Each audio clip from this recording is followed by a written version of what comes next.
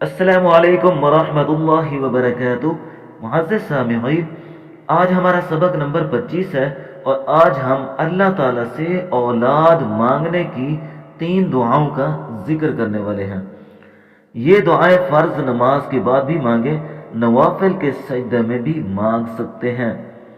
Number 1، جس شخص کی اولاد نہ ہو یا نرینہ اولاد نہ ہو اور وہ درج ذیل کی دعا کثرت سے مانگا کرے، انشاءاللہ اللہ بہتر کرے گا۔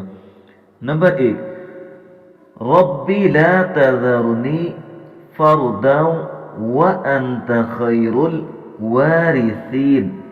ترجمہ، یا رب مجھے اکیلا نہ چھوڑیے اور آپ سب سے بہتر وارث ہیں۔ نمبر 2، حضرت زکریا علیہ السلام نے طلب اولاد کے لیے درج ذیل دعا مانگی تھی، جس کو اللہ تعالیٰ نے قبول فرما کر ان کو حضرت یحییٰ علیہ السلام جیسا بیٹا عطا فرمایا۔ طلب اولاد کے لیے یہ دعا بھی مجرب عمل ہے۔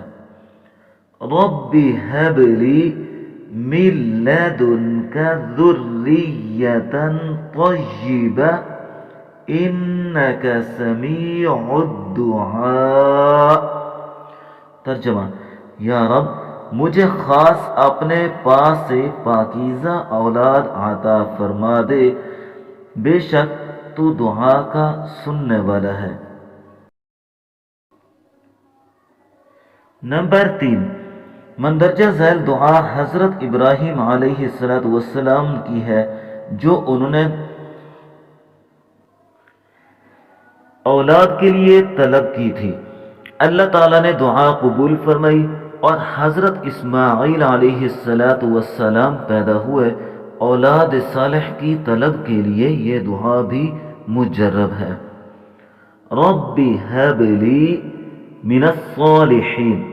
ترجمہ، میرے پروردگار مجھے ایک ایسا بیٹا دے دے جو نیک لوگوں میں سے ہو۔ امید ہے آپ کو ویڈیو اچھی لگی ہوگی۔